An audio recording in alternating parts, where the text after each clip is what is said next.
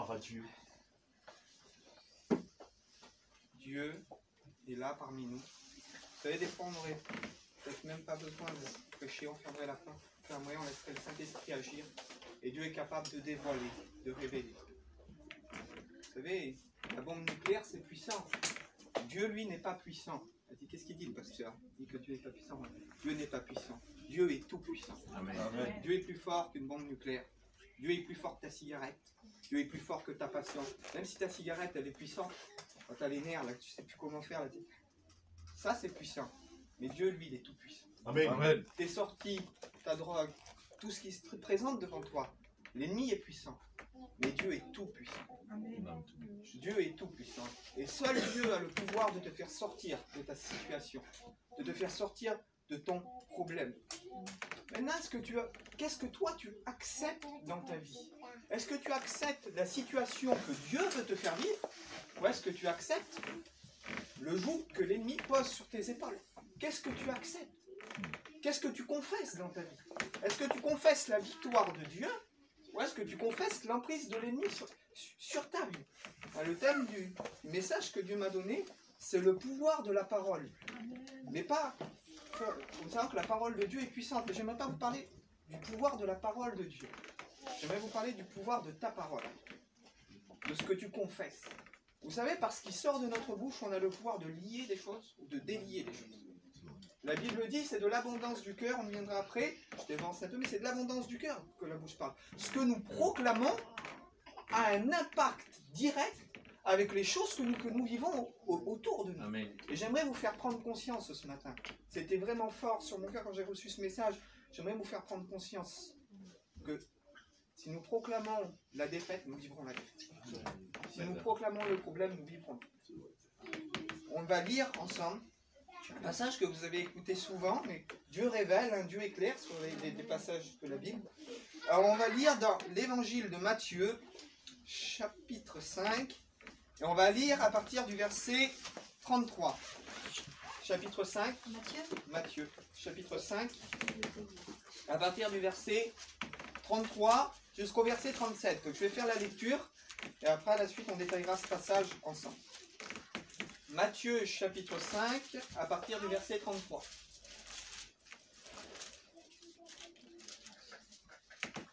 Béni soit Jésus. Vous avez encore appris qu'il a été dit aux anciens, tu ne parjureras pas, mais tu t'acquitteras envers le Seigneur de tout ce que tu as déclaré par serment. Moi je vous dis, tu ne jurez aucunement, ni par le ciel, parce que c'est le trône de Dieu, ni par la terre, parce que c'est son marchepied, ni par Jérusalem, parce que c'est la ville du grand roi. Ne jure pas non plus par ta tête, car tu ne peux pas rendre blanc ou noir un seul de tes cheveux. Que votre parole soit oui, oui, et que votre non soit non, car tout ce qu'on y ajoute vient du mal. Le passage commence comme ceci.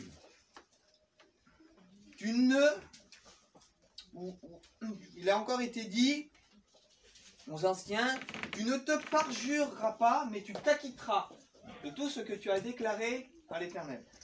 Vous savez qu'est-ce que c'est qu'un parjure? Un parjure, c'est un faux témoin. C'est quelqu'un, quand on voit les procès, des fois aux États-Unis, ils jurent sur la Bible, jurez-vous de dire la vérité et toute la vérité, ils jurent, mais ce qu'ils donnent, c'est un faux témoignage. Et il y a des gens qui ont été attaqués par la suite pour parjure. Parce qu'à cause de leur faux témoignage, ils ont faussé une enquête.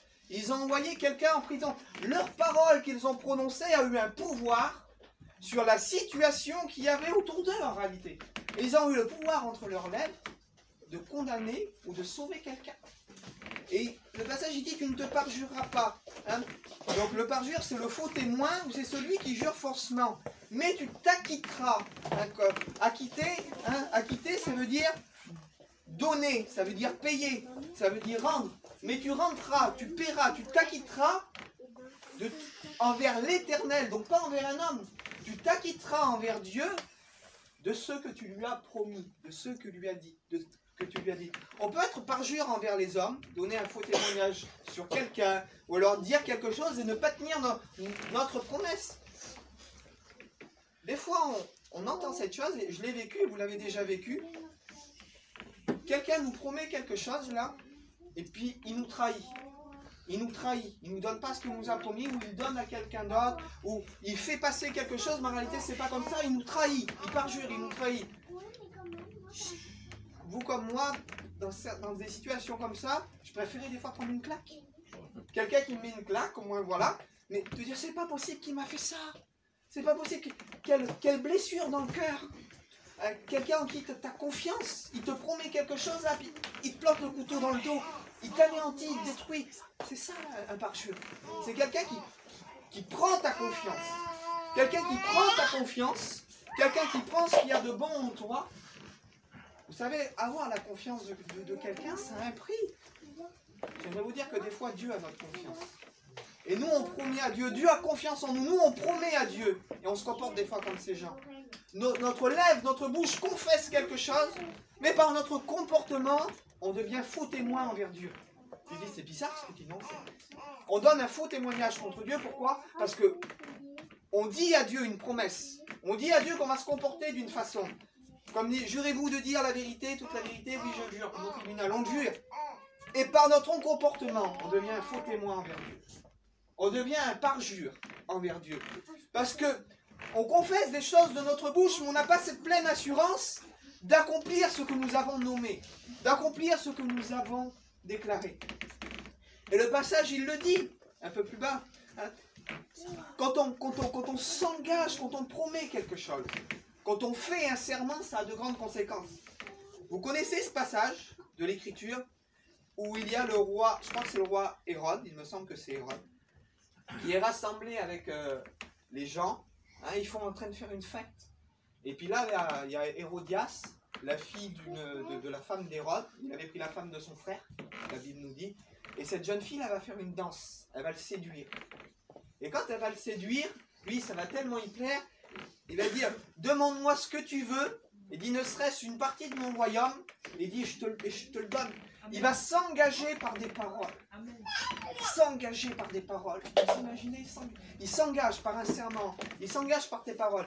Et là, comme sa femme, elle voulait la mort de Jean-Baptiste, parce que Jean-Baptiste disait la vérité, disait, il ne t'est pas permis d'avoir la femme de ton frère. Et cette femme-là, ça l'a touché dans son orgueil qu'un prophète dise ça d'elle. Et elle va aller voir sa fille. Elle va lui dire, demande la tête de Jean-Baptiste. Et lorsque cette jeune fille là, va aller vers Hérode, elle va dire, je veux la tête de Jean-Baptiste.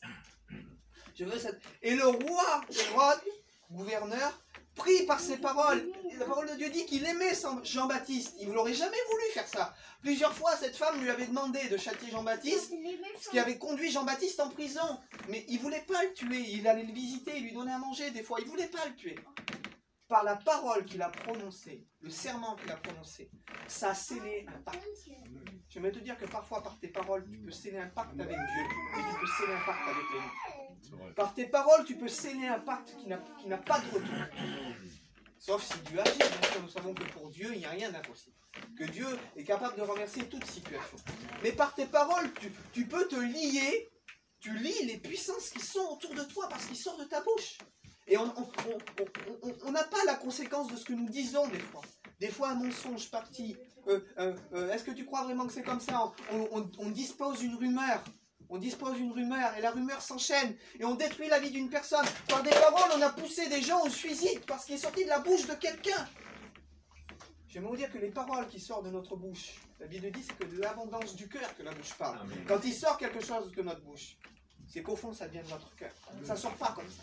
Ça ne sort pas comme ça. C'est qu'au fond, dans notre cœur, il se passe quelque chose. Et ce que nous proclamons, frères et sœurs, et amis, on a le pouvoir de lier ou de délier des choses. On a le pouvoir, par nos paroles, d'engendrer de très grandes conséquences. Par cette parole que ce roi a fait vis-à-vis d'une danse qui avait été faite, ça a coûté la tête d'un homme de Dieu. C'est vrai, mais c'est comme ça a coûté. Ce qui a coûté, vous imaginez, ce qui a coûté la vie à Jean-Baptiste, c'est la parole qui est sortie de cet homme. Une promesse qu'il a fait parce qu'il a été séduit. Lui, dans sa conception, jamais ça aurait été si loin.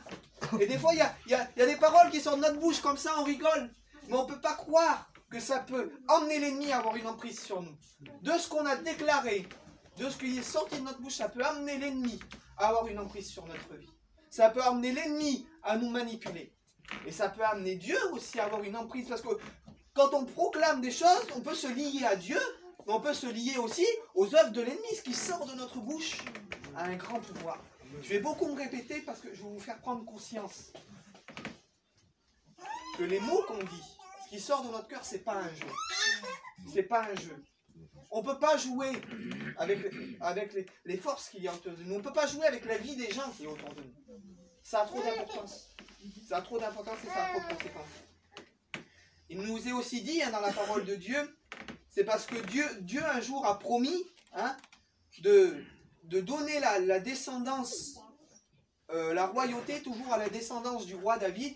Et nous savons que c'est de la descendance de David qu'est sorti Jésus-Christ, le Messie, qui régnera, déjà qui a commencé à régner, mais qui régnera pour l'éternité. Dieu aurait peut-être voulu faire autrement. Après, vous savez, vous comme moi, que David, par la suite, il a commis un adultère. Il a envoyé un homme à la guerre pour y prendre sa femme. Il a commis un meurtre, il a fait un dégât terrible. Peut-être Dieu aurait pu réfléchir, dit finalement j'ai promis quelque chose, mais je vais peut-être pas tenir ma promesse. Non. Si nous, des fois, les hommes, on peut parjurer, on peut revenir sur ce qu'on dit, on peut être des faux témoins, peut-être envers les hommes et peut-être même envers Dieu. La Bible dit que Dieu lui, ne se repent pas de ce qu'il a dit. Quand Dieu prononce quelque chose, Dieu a scellé des paroles sur chacun de nous. Christ a dit, je serai avec vous tous les jours jusqu'à la fin du monde. Cette parole-là, elle est scellée sur chacun de nous. Christ a dit, même si ton père t'abandonne ou ta mère t'abandonne, moi l'Éternel, ton Dieu, je ne t'abandonnerai pas. Ça, c'est des paroles qui sont scellées, qui sont sorties de la bouche de Dieu. La parole a un pouvoir de créer. La parole que Dieu prononce a un pouvoir de créer la vie. La parole aussi que Dieu prononce, elle a le pouvoir aussi de créer la mort. Quand Dieu prononce une sentence, quand la sentence de Dieu est sortie de la bouche de Dieu sur Sodome et Gomorrhe, plus de marche arrière possible. La sentence de Dieu est sortie, le feu est descendu du ciel, il les a consumés. La parole de Dieu est toute puissante. Je vais vous dire que par vos paroles, vous avez le pouvoir de créer la vie autour de vous. Mais par vos paroles aussi, vous avez le pouvoir de créer la mort autour de vous. Vous avez le pouvoir d'apporter la mort sur votre famille. Vous avez le pouvoir d'apporter la mort sur les gens qui vous entourent. Par votre parole, par ce que vous décidez, par vos résolutions. Vous avez le pouvoir d'apporter la vie, mais vous avez le pouvoir d'apporter la mort. Par la promesse de Dieu, nous savons que le trône a été donné à la descendance du roi David, donc au Messie. Lorsque nous promettons à Dieu, nous sommes liés par un serment. Pour ça, la fin du passage, il dit que votre oui soit oui, que votre non soit non. Il faut avoir pleinement conscience que lorsqu'on a dit oui, on a dit oui. Et lorsque l'on dit non, on dit non. Il ne faut pas être un parjure. Un parjure, c'est ça. Un parjure, c'est celui qui dit oui, mais ensuite il dit non. Ou alors, il se mélange, c'est faux. Il essaye de... Vaut mieux aller vers quelqu'un et dire je t'aime pas. Au moins, la personne, elle sait à quoi s'en tenir. C'est pas de me dire oui, je t'aime. Et puis on le prend dans nos bras comme ça, puis on prend le couteau et... C'est vrai. C'est la réalité. C'est comme ça aujourd'hui. Et ça, c'est le parjure. Il vient, il vous embrasse, il vous caresse, il prend le couteau, il vous prend dans le dos. Parce que c'est l'apparence. Il y a plus de vérité. Pour ça qu'il dit, quand vous présentez quelque chose, faites pas de faux semblants, faites pas d'histoire. Que votre oui soit oui, que votre non soit non. Toute chose que vous y ajoutez, et ce qu'on y ajoute à notre oui ou ce qu'on ajoute à notre non, c'est des détours.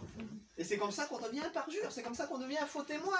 Pourquoi? Parce que dans notre oui, on va ajouter mais peut-être que, mais la situation. Non, t'as dit oui. Quand tu dis oui, cela t'engage envers Dieu. Tu lis quelque chose envers Dieu. Quand tu dis oui à Dieu, tu lis quelque chose envers Dieu. Maintenant, quand tu dis non à Dieu, que tu le veuilles ou pas, c'est Jésus qui dit ces paroles. On ne peut pas servir deux maîtres à la fois. On ne peut pas servir Dieu et maman. Quand on dit oui à Dieu, on dit non à l'ennemi. Maintenant, quand on dit non à Dieu, qu'on le veuille ou qu'on ne le veuille pas, on dit oui à l'ennemi. On veut essayer de faire croire des fois aux gens qu'il y a une juste mesure. Tu sais, quand ta cigarette elle se présente devant toi là, et que tu es là, tu luttes et tu dis oui à ta cigarette. Dieu sait très bien que ça détruit ton corps. Que Dieu veut pas que tu détruises ton corps, que Dieu veut ton bien. En réalité, tu dis non à Dieu à ce moment-là. Que ton oui soit oui, que ton non soit non. Tu dis non à Dieu à ce moment-là. Quand tu prends des mauvaises décisions, que tu sais ce que Dieu attend de toi, mais que tu es charnel, alors on est tous dans le même bateau, ça m'est arrivé aussi, peut-être ça m'arrivera encore. Faut être conscient, c'est pour ça qu'il dit que votre oui soit oui, que votre non soit non. Faut être conscient de l'état dans lequel on se trouve. Parce que la Bible dit que Dieu, que la vérité habite au fond du cœur. Faut pas se tromper, faut pas se chiner. Dieu veut qu'on s'améliore. Et ce que tu n'arrives pas à faire aujourd'hui, certainement, tu arriveras à le faire demain. Mais je veux te faire prendre conscience qu'à chaque fois que tu commets un acte, Sois béni, Jésus. t'engages. C'est ton engagement envers Dieu qui est remis en question, quelque part. C'est ce que tu as promis à Dieu qui est remis en question lorsque tu fais un mauvais choix. Lorsque tu dis, quand on t'a mis dans l'eau, là, que ce soit une piscine, un lac, ce que tu veux, que tu as dit, Seigneur, je te suivrai dans les bons, les mauvais jours, je m'engage envers toi. Mais les bons, les mauvais jours, c'est aussi quand tu es énervé, quand tu as envie de fumer une cigarette. Les bons, les mauvais jours, c'est aussi quand tu es énervé, que tu as envie de boire le 3e verre ou le 4e verre de trop. Les bons et les mauvais jours, c'est aussi quand il y a des situations qui se présentent devant toi, tu vas te mettre en colère et les paroles, des fois. Prenez garde, frères et sœurs, à pas devenir parjure de ce que nous avons promis à Dieu. À pas devenir faux témoin de ce que nous avons promis à Dieu. À pas reprendre ce que notre bouche a lié à Dieu. Un passage dans la parole de Dieu nous dit, vaut mieux ne pas faire de vœux, c'est-à-dire vaut mieux rien promettre, que ton oui soit oui, que ton non soit non. Vaut mieux rien promettre que de faire parfois des vœux à Dieu, de s'engager dans des choses difficiles et de ne pas les accomplir. On peut se moquer des hommes, hein. Et encore, même si c'est pas bien, mais de Dieu, faut faire attention, frères et sœurs. Alors, lorsque nous promettons quelque chose à Dieu, nous sommes liés par un serment. Oui, oui. Lorsque on dit non, nous délions le serment que nous faisons à Dieu et on devient parjure, donc un faux témoin. Notre oui doit être oui et notre non doit être non. On ne peut pas servir de maître. Quand on dit oui à Dieu, ben on dit non à la chair et on dit non à l'ennemi. Maintenant, quand on dit oui à notre chair, ben on dit non à Dieu. Seigneur, je t'ai promis ça, mais pas aujourd'hui. Ça, aujourd'hui, non, ça, je le garde un peu pour moi. Seigneur, je me suis lié par mes paroles dans ça, mais aujourd'hui, non, je prends du recul et ça, je le garde pour moi. Quand on dit oui, comme je reviens, quand on dit oui au mensonge, quand on dit oui à notre drogue, quand on dit oui à notre ivresse, à nos acceptables, à notre colère, à notre médisance, à notre cigarette, à notre rancune, et puis la liste est longue, mais quand on dit oui à tout ça, on dit non à Dieu. Que ton oui soit oui et que ton non soit non. Quand on dit oui à ces choses-là, alors que Dieu nous a donné, la parole de Dieu dit, nous avons un grand pouvoir, vous comme moi. On a tous le pouvoir aujourd'hui de dire non. On a tous le pouvoir de dire non au péché. Tu as le pouvoir, mon frère, ma soeur, mon ami, quand ta cigarette se présente devant toi, tu as le pouvoir de dire non. Tu as le pouvoir de la rejeter. Tu as le pouvoir de la combattre. Tu as le pouvoir de la refuser. Quand la colère se présente devant toi, Dieu t'a donné le pouvoir de marcher sur les serpents, les scorpions. Quand ces choses-là viennent devant toi, qu'est-ce que tu confesses de ton cœur? Est-ce que tu confesses de ta bouche, Seigneur, c'est dur, j'y arrive pas? Mais si tu confesses ça, tu es déjà par terre. Hein. Tu es déjà par terre. Excuse-moi du mot, mais c'est vous comme moi, je veux entrer dans cette réalité. Mais quand on confesse ça de notre bouche, par rapport aux choses qui se présentent devant nous, excusez-moi, on a déjà péché en réalité. Je vais loin dans ce que je dis, mais la défaite, on l'a déjà prise. On a déjà pris la défaite. Pourquoi? Parce qu'au lieu de combattre, déjà par nos paroles, on se lie à notre défaite. Déjà par notre parole, on dit non à Dieu parce qu'on se lie nous-mêmes dans cette chose qui se présente devant nous et parce qu'on n'a pas envie de lutter. On n'a pas envie de combattre. On n'a pas envie d'y renoncer. Alors on lit par nos paroles, on se lie à notre défaite et on devient quelqu'un, comme j'ai dit tout à l'heure, on a promis à Dieu qu'on ferait des efforts, on a promis à Dieu qu'on suivrait dans les bons, dans les mauvais jours, et quand la chose un peu trop difficile se présente devant nous, par nos paroles, on se lie à notre découragement et on parjure quelque part la promesse qu'on a fait à Dieu. On se délie du serment qu'on a fait à Dieu par notre découragement. On se délie du serment qu'on a fait à Dieu par notre manque de foi. Mais Dieu nous a donné le pouvoir, et Jésus le dit. Vous avez le pouvoir de marcher sur les serpents, sur les scorpions, sur les dominations. Il dit rien ne pourra vous nuire.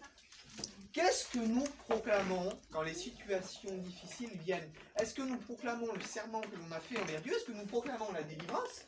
Ou est-ce que nous proclamons la défaite? Ésaïe 61, verset 1. Vous connaissez le passage? Car je suis venu, hein, l'Esprit du Seigneur est sur moi, parce qu'il m'a oint, pour porter une bonne nouvelle aux pauvres, aux aveugles au recouvrement de la vue, et pour proclamer aux captifs la délivrance. Le Fils de Dieu est paru pour détruire les œuvres du diable, mais pour proclamer aux captifs la délivrance. La parole qui est sortie de la bouche du Messie, du Christ, du Fils de Dieu, a eu le pouvoir d'apporter la délivrance. Jésus dit, je suis venu pour que mes brebis aient la vie et qu'elle l'ait en abondance.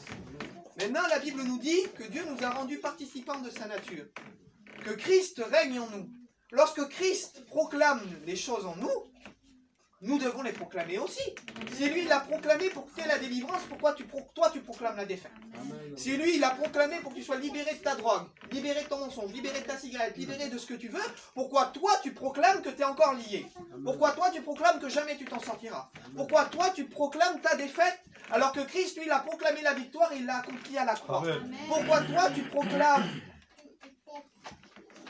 comme je dis, la défaite ou... Comme on dit, pas la tristesse, mais t'es défaitiste, comme si c'était perdu déjà d'avance. Et que tu ne proclames pas la victoire que Christ t'a donnée, la victoire que Christ t'a permis que tu acquiers à la croix.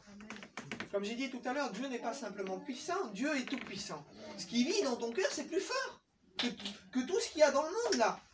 Si tu laisses Dieu rentrer réellement dans ton cœur, ou si tu laisses agir en toi comme il devrait agir, si tu t'attaches aux paroles que tu prononces, mais avec foi, avec autorité, avec puissance, tu ne crois pas qu'autour de toi, les choses peuvent réellement changer? J'allais vous dire que ce qui nous tient dans nos mal-être, dans nos foyers, ce qui nous tient, c'est cette attitude défaitiste. Nous nous lions à notre découragement par nos paroles. Nous nous lions par notre découragement parce que de notre cœur, ce qui sort en réalité, c'est qu'on n'a pas confiance en Dieu. Si on se comporte comme ça, si on lit par nos paroles déjà la défaite, jamais on arrivera à dominer sur nos passions.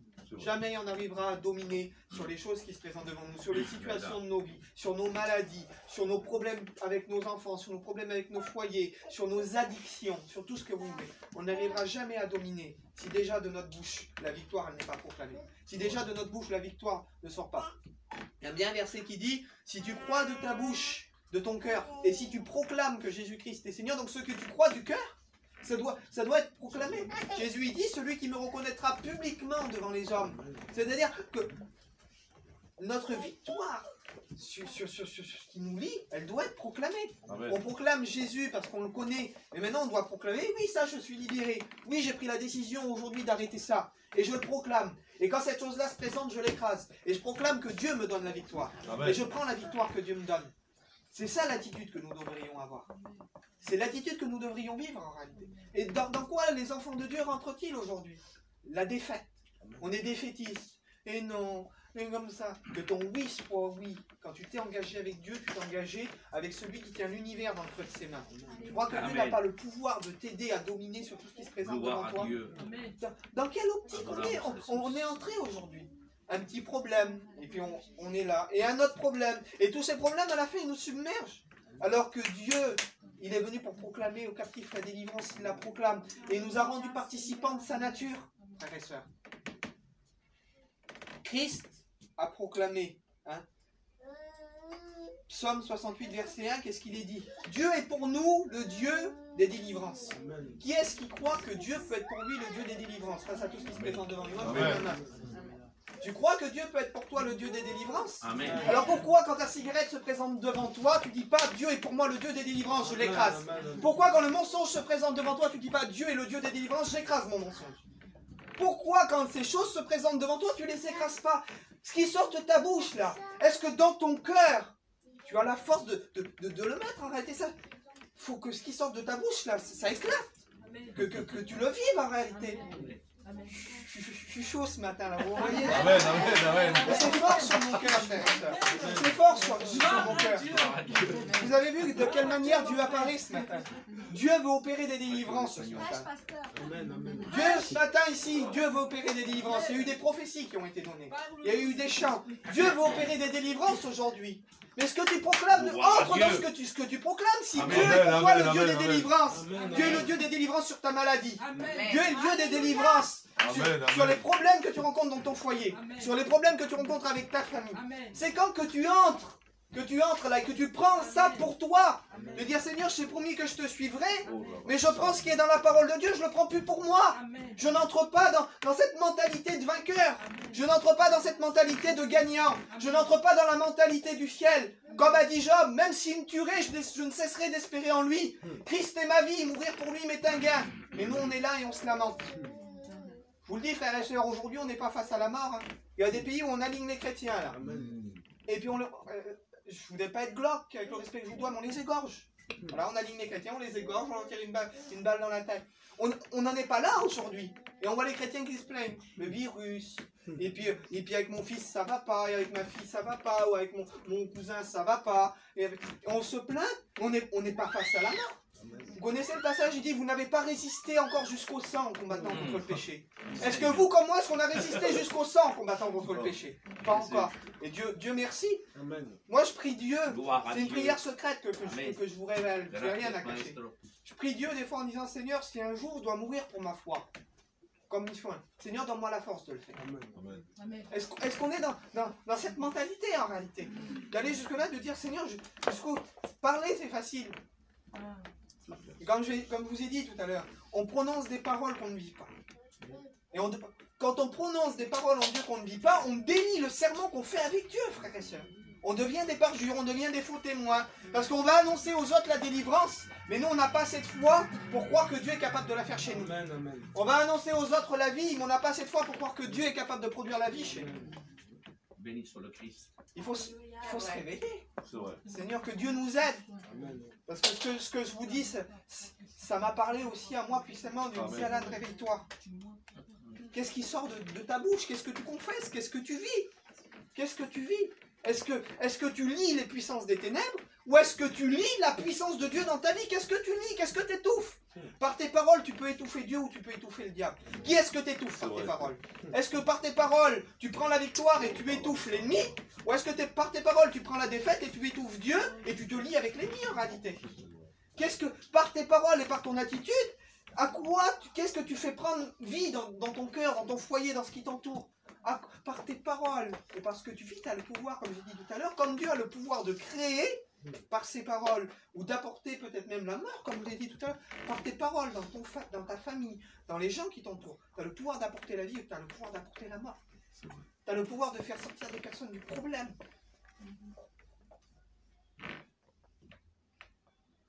Comme j'ai dit, Dieu est pour nous le Dieu des délivrances. Et ça, tout ce qui est écrit dans la parole de Dieu sont des promesses qui sont pour nous. Et nous devons se lier à ces promesses, les proclamer et les vivre. Que ton oui soit oui et que ton non soit non. Est-ce qu'on est capable de dire oui à cette délivrance? Oui, si on dit oui, Seigneur, tu es pour moi le Dieu des délivrances, on dit oui à la délivrance. Si on dit oui à la délivrance, on dit non à l'alcool, au verre de trop. Si on dit oui à la délivrance, comme j'ai dit tout à l'heure, on dit non au mensonge. Quand on dit oui à quelque chose, forcément, on doit dire non à ce qui est opposé. On ne peut pas dire oui à Dieu, et quand les choses se présentent devant nous, on dit oui aussi à ça. Comme j'ai dit tout à l'heure, on est un faux témoin.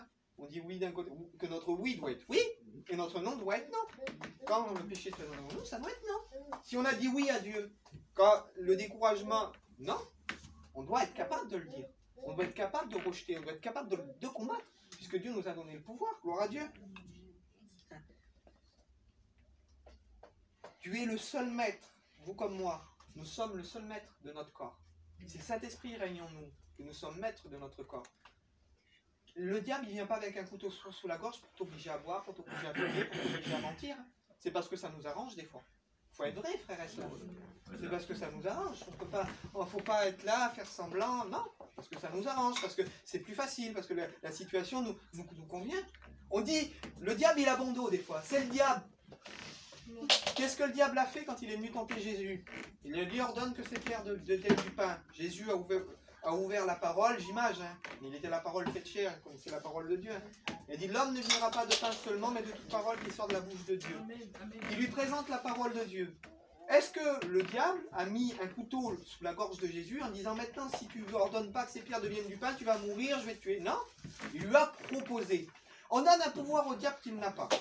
Pourquoi? Parce que on se soulage sur lui. C'est tellement facile, c'est le diable, il m'a séduit. Non? Le diable, il a le seul pouvoir qu'a l'ennemi, c'est de te faire voir les choses. Il vient, il te propose cette petite pensée. Si tu renies Dieu, si tu te prosternes et m'adores. Jésus, je pense que s'il y a quelqu'un que le diable devait détruire, c'est Jésus.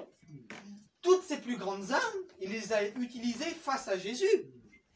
Donc, qu'est-ce qu'il a fait à Jésus? Il lui a proposé, il a essayé de le séduire. Pourquoi le diable agirait-il d'une autre façon envers nous, alors que nous sommes inférieurs à Jésus? Il ne va pas utiliser des armes plus puissantes. La plus puissante des armes, il les a utilisées face au Messie. C'était lui qui devait anéantir. Et nous, on dit le diable, non. Le diable, il vient, il te propose. Tu es maître de ton corps. Tu es maître de ta chair. Tu es maître de ta vie. Et c'est toi qui choisis. Vous comme moi, on choisit de dire oui ou on choisit de dire non. Que ton oui soit oui, que ton non soit non. C'est toi qui as le choix. Le choix, il est toujours dans tes mains. C'est jamais le diable qui te séduit. Le diable, il vient, il te propose, c'est vrai, il peut t'attirer, il peut amorcer ta convoitise. Si l'ennemi sait que tu étais un ancien alcoolique, eh bien, il va te proposer de l'alcool. Il va venir. Mais tu peux dire non. Tu peux dire non. Il ne te mettra jamais un couteau sous la gorge. Tu peux dire non. Donc il faut arrêter, frère, de dire c'est le diable. Non, que ton oui soit oui, que ton non soit non. Amen. Dans quoi est-ce que tu t'engages si Dieu t'a donné le pouvoir? Dans quoi? Qu'est-ce que notre bouche, notre pensée, tout, où est-ce qu'on s'engage? Il faut entrer dans cette réalité. Le diable, il a bon dos trop facilement. C'est trop facile, ça. Et c'est l'excuse de beaucoup de chrétiens aujourd'hui. Satan m'a séduit, ou c'est Satan. Le diable, il vient, c'est vrai, mais tu as toujours le choix. Tu as toujours le choix. Si le diable pourrait obliger les gens, enfants de Dieu, je parle, à faire aujourd'hui des choses, mais il n'y aurait plus de chrétiens. Si le diable, il peut obliger, mais l'église, il n'y a plus d'enfants de Dieu, puisque tout le monde sera obligé de lui obéir. Non, là, ça, on est obligé. Quand on le fait, c'est parce qu'on le veut. Parce qu'on y dit oui. Parce qu'on dit non à Dieu sur certaines choses, et parce qu'on dit oui à l'ennemi sur certaines choses. Tu es le seul maître de ton corps. La grâce de Dieu, et par la grâce de Dieu, et tu as le pouvoir de dire non. Quand nous nommons les choses, nous avons le pouvoir sur eux. Vous savez, quand on nomme quelque chose, le fait de nommer quelque chose dans la Bible, c'est très important. Quand on nomme quelque chose, on détient un pouvoir sur la chose. On va dire, il parle de choses. Quand Dieu, il a nommé aucun animal. Quand on lit dans la Genèse, il dit que la terre produise. De la terre est sorti du bétail, de la mer est sorti les poissons, de la terre produit. Dieu va nommer aucun animal. La seule créature que Dieu va nommer, c'est l'homme. Parce que Dieu a un pouvoir et une autorité sur l'homme. Il va nommer l'homme, en disant, il va le nommer Adam, et il va nommer sa femme. La Bible dit que Dieu va amener devant l'homme tous les animaux. Et c'est l'homme qui va nommer les animaux. Pourquoi? Parce que l'homme a un pouvoir sur tous les animaux. Quand nous nommons quelque chose, dans la Bible, le fait de nommer quelque chose ou de donner un nom à quelque chose nous donne une autorité et un pouvoir sur lui. Quand un enfant naît, nous nommons nos enfants. Pourquoi? Parce que nous avons l'autorité sur nos enfants. L'autorité dans l'éducation, l'autorité jusqu'à un certain âge, bien sûr. Mais quand on nomme nos enfants, c'est parce que nous avons une autorité sur eux. Quand nous nommons nos péchés devant Dieu, c'est pour ça que la Bible dit celui qui avoue, avouer et délaisser. Celui qui avoue, dit si tu confesses de ta bouche, confessez vos péchés. Quand tu nommes tes péchés et que tu les mets devant la face de Dieu, tu as un pouvoir sur eux. Tu obtiens un pouvoir sur ton péché, sur ce qui te tient. Le fait de confesser, de mettre en avant, la Bible dit celui qui cache ses transgressions ne prospère pas. Cacher ses transgressions, c'est ne pas vouloir les nommer. Ne pas reconnaître le mal qu'on est capable de faire. Ne pas reconnaître là où on déconne, là où ça ne va pas. Et maintenant, lorsqu'on nomme, Seigneur, quelle beauté. Quand David, il dit, tant que je me taisais, il dit, mon péché brûlait autour de moi et mes os se consumaient. Tant qu'il n'avait pas confessé, ses os se consumaient. Il est en train de mourir à l'intérieur de lui-même. Pourquoi? Parce que tant qu'il n'avait pas confessé, son péché avait un pouvoir sur lui. La puissance, lorsqu'on proclame quelque chose. La puissance qui peut sortir de notre bouche. Tant que je me suis tu, mes os se consumaient. Et mon cœur, mon âme brûlait au-dedans de moi. La puissance de confesser. On croit que Dieu ne nous a pas donné de pouvoir. Quand on entre dans la profondeur de la parole de Dieu, quand on réalise comment Dieu fait les choses, Dieu est puissant. Dieu est tout puissant. Et Dieu t'a donné des pouvoirs que tu ne soupçonnes même pas. Il dit, si tu confesses de ta bouche, comme j'ai dit tout à l'heure, et que tu reconnais que Christ est Seigneur, c'est là que la délivrance va venir. Quand nous nommons les choses, comme j'ai dit, nous avons le pouvoir sur eux. Adam a nommé les animaux. Nous nommons nos enfants, car nous avons un pouvoir sur eux. Quand nous nommons nos péchés devant Dieu, la confession, nous prenons donc un pouvoir sur eux. 1 Jean 1, verset 19. Si nous confessons nos péchés, il est fidèle et juste pour nous les pardonner. Et lorsque nous confessons nos péchés, que Dieu nous pardonne, que nous sommes conscients du mal que nous avons fait, nous prenons le pouvoir pour plus recommencer, pour dire non. Parce que nous savons très bien que si Dieu nous pardonne, c'est parce qu'il a souffert à la croix. Est-ce qu'on est d'accord que Christ ait subi tout ça? Bien sûr, on est d'accord dans le sens où on sait que s'il n'aurait pas fait, on ne pourrait pas être pardonné. Mais maintenant, il faut comprendre que de dire, Seigneur, quand je pêche, je fais partie de ces gens-là, en réalité, qui t'ont crucifié. Puisque c'est à cause de ça qu'il est mort. Est-ce qu'on peut être d'accord avec ça? De dire, Seigneur, je pêche, t'es mort, Seigneur, et puis tu me pardonneras encore. Puisque t'es mort, je peux me permettre de tout faire. Non, bien sûr que non. Et si nous confessons nos péchés, il est fidèle et juste pour nous les pardonner. C'est-à-dire, il est mort pour nos péchés. Il dit maintenant, il dit, celui qui est né de Dieu ne pratique pas le péché. Parce que nous savons que le péché, c'est ce qui a fait souffrir Dieu. C'est ce qui a permis que Christ monte à la croix et que Dieu détourne les regards de son Fils. Nous savons quelles conséquences a eu le péché. Quand nous confessons les choses, comme je dis, nous avons un pouvoir sur eux. Aujourd'hui, ce matin, nous allons prier le Seigneur. Confesse ta cigarette, tu la confesses devant Dieu. Ton mensonge, tu la confesses devant Dieu. Ce que tu veux, tu peux mettre ce que tu veux, je sais pas, ton orgueil, ton amertume, tout ce qui va pas, tu le dis à Dieu et tu le confesses devant Dieu. Tu l'avoues devant Dieu. Parce que tu peux pas venir vers Dieu en disant, voilà, moi je suis quelqu'un de bien, je suis un top, je suis le meilleur, et Seigneur, maintenant tu vas me bénir. La Bible dit que Dieu résiste aux orgueilleux, mais qu'il fait grâce aux âmes. Par contre, si tu viens devant Dieu, et ça m'arrive encore aujourd'hui, et te dire, Seigneur, je suis pas terrible, regarde, j'ai failli dans ça, ou il y a ça dans ma vie qui va pas, ou telle chose, tu avoues au Seigneur, tu confesses. En confessant, en disant, Seigneur, tous ces péchés, toutes ces choses-là, toi tu es mort à la croix pour ça. Seigneur, prends le pouvoir sur mes péchés. Prends le pouvoir sur ma vie, et aujourd'hui, que l'autorité qui est en toi, Seigneur, je puisse dire non à mon péché. Je puisse dire non à ce qui se présente devant moi. Si tu confesses de ta bouche ce qui ne va pas dans ta vie, et que tu prends autorité, aujourd'hui, Dieu est pour toi le Dieu des délivrances. Amen. Et Dieu veut t'emmener dans une autre dimension. Amen. Dieu veut t'emmener dans la guérison. Dieu veut t'emmener dans la délivrance. Amen. Par rapport à tout ce qui te tient lié. Par rapport à tes passions. Par rapport peut-être même à tes doutes.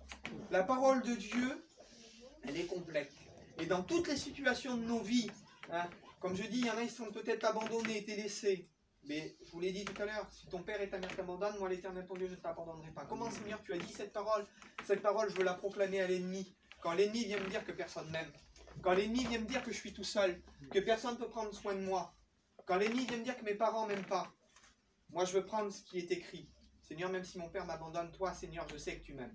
Je sais que tu m'aimes malgré mon cœur mauvais, malgré que je ne suis pas terrible, je sais que tu m'aimes. Vous savez que Dieu aime tous les hommes.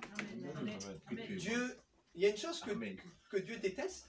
Il y a même une chose pour laquelle Dieu a de la haine. Vous allez me dire comment Dieu qui est amour, Dieu a de la haine. Oui, Dieu qui est un Dieu d'amour, Dieu a de la haine. La Bible dit que Dieu a la haine du mal. Que Dieu a la haine du péché. Maintenant, Dieu aime l'homme. Et ce qui conduira l'homme en réalité loin de la face de Dieu, c'est parce que le mal qui est en l'homme, l'homme aura voulu garder le mal. Imaginez, je tiens un morceau de bois dans mes mains. Et ce morceau de mieux, un exemple plus simple, je tiens un aimant, j'ai un gros aimant. Vous savez qu'un aimant, quand il y a des gros appareils, là, et quand on l'active, le fer, il est attiré. Et bien, ça va être, le tri, ça va être ça. C'est-à-dire que l'homme, à l'intérieur de lui, il a des choses mauvaises. Le mal. Comme un aimant que l'on tiendrait, comme du fer que l'on tiendrait. Quand l'appareil va être allumé, il va attirer tout ce qui est en fer, tout ce qui est mal. Quand le lieu de tourment qu'on appelle l'étang de feu va être ouvert. Et tout ce qui va être précipité dans l'étang de feu, ça va être comme un aimant. Tout ce qui est de mauvais, tout ce qui est de mal, tout ce qui n'est pas en relation avec la gloire de Dieu, ça va être attiré dans l'étang de feu. Comme quelque chose que l'on ne peut pas retenir. Et même si Dieu voudrait retenir les hommes, le mal que les hommes n'auront pas voulu lâcher, le mal que les hommes n'auront pas voulu délaisser, parce qu'ils le tiendront, ils l'auront tenu fermement, c'est ce mal-là qui les amènera dans la face de Dieu. C'est ce mal-là qui les amènera loin de Dieu. Maintenant, cet aimant-là, tu le lâches, et Dieu vient, il prend, parce que Dieu veut te prendre dans ses bras. Dieu veut t'aimer, Dieu veut te secourir. On a le pouvoir de lâcher ce qui nous attache dans ce monde, en liant toutes ces puissances. Et en se liant par notre cœur, par nos promesses, en se liant à Dieu. Si tu promets à Dieu aujourd'hui de le suivre, si tu promets à Dieu de marcher dans ses voies, que tu t'engages réellement avec lui, tu crois que le créateur de l'univers, le créateur des cieux n'est pas capable de t'aider dans tes problèmes, de te donner la force d'avancer, de nettoyer ton cœur. Maintenant, ça ne doit pas être un demi-oui. Ton oui doit être oui ce matin. Ton oui doit être oui, et ça doit être un oui qui t'engage. Un oui qui t'engage de ton cœur, un oui qui t'engage dans ta conscience. Pas être, comme j'ai dit tout à l'heure, pas être un parjure, pas être un faux témoin. Et vous imaginez, on arrive à être faux témoin envers Dieu, c'est-à-dire on dit oui, on recule après. On devient un faux témoin envers Dieu. On dit oui et on recule. Non, Dieu t'a donné toutes les victoires, ils sont là. Toutes les victoires, tout ce que tu as besoin, voilà, c'est là-dedans. C'est dans ce que je tiens dans mes mains. Le peuple juif dit que dans la Torah, donc dans les premiers livres de l'Ancien Testament, dans la Bible, détient tous les secrets de l'univers. C'est-à-dire, ça parle de la création, mais quand on lit entre les lignes, quand on se plonge dans la parole, il y a des mystères au-delà de ce qu'on peut imaginer. La Bible contient les secrets de l'univers. Chaque fois que mon âme a eu besoin, j'ai toujours trouvé un remède, une solution, une puissance dans la parole de Dieu. Le Saint-Esprit, qui est l'Esprit puissant, l'Esprit de Dieu qui se manifeste dans les cœurs, se manifestera toujours au travers de la parole de Dieu. Le Saint-Esprit te poussera toujours à découvrir la parole de Dieu. Et ça vous est déjà arrivé, vous comme moi, que l'Esprit vienne et nous dise quelque chose dans notre cœur, et puis le pasteur, quelque temps après, là, il prêche, et puis ce qu'il dit, là, c'est ce que l'Esprit nous a dit dans le cœur, ou le verset, et tu dis, mais je ne savais pas que c'était écrit dans la Bible, ça, parce que le Saint-Esprit m'a révélé. Donc, vous savez, le Saint-Esprit ne se trompe pas. Si on vous dit que c'est le Saint-Esprit, et que ça sort de ce qui est écrit là, excusez-moi, je mets les pieds dans le plat, je le dis, c'est que c'est pas le Saint-Esprit. C'est que c'est un peu une illumination, c'est que c'est un peu de cri de droite, de gauche, c'est des sentiments, on se laisse conduire. Mais quand ça sort du cadre de ce qui est écrit, vous croyez que Dieu peut être déréglé, que Dieu ne peut pas être cadré? L'apôtre Paul, il le dit, n'allez pas au-delà de ce qui est écrit. Donc à plus forte raison, si Paul le dit, n'allez pas au-delà de ce qui est écrit, à bien plus forte raison, l'Esprit de Dieu qui vous conduit dans toute la vérité. Alors qu'est-ce que la vérité? Jésus, il dit, enseigne, nettoie-les, il dit, sanctifie-les par ta vérité, ta parole est la vérité. La vérité, c'est le Christ, c'est vrai, mais le Christ, qu'est-ce qu'il était? Il était la parole faite chair. Donc le Christ, c'est la vérité c'est la parole, et la parole, c'est le Christ. Donc si le Saint-Esprit conduit dans la vérité, le Saint-Esprit conduira toujours dans ce qui est écrit. Et dans ce qui est écrit, lorsqu'on s'attache à ce qui est écrit, et qu'on proclame ce qui est écrit, comment Jésus a fait fuir Satan? En proclamant ce qui est écrit. Satan vient, il est écrit, tu es le Fils de Dieu, tu peux ordonner que ces pierres deviennent du pain. Jésus dit, il est écrit, il proclame, la parole sort de sa bouche parce qu'il est attaché à Dieu. Il est aussi écrit, l'homme ne vivra pas de pain seulement. L'ennemi, quand il vient te tenter, sur tout ce qui te fait défaut, sur tes addictions, sort la parole de Dieu. Il y a un passage qui dit que le corps n'est pas pour la souillure du monde, mais il appartient au Seigneur. Vous savez, des fois quand on mange trop, quand on fume, quand on boit trop, on participe aux souillures du monde. Quand ces choses se présentent devant toi, mais dis au Seigneur, Seigneur, mon corps, il n'est plus pour cette souillure. L'ennemi, je ne te permets plus aujourd'hui que mon corps soit souillé par toutes ces choses, parce que mon corps, il appartient à Dieu. Prends l'autorité, confesse de ta bouche, prends l'autorité sur ce qui domine sur toi. Ce matin, je suis convaincu qu'il va y avoir des délivrances, qu'il va y avoir des prises de conscience. Gloire à Dieu. J'en suis convaincu parce que la parole de Dieu est accompagnée par son Saint-Esprit. La parole de Dieu est accompagnée par son Saint-Esprit.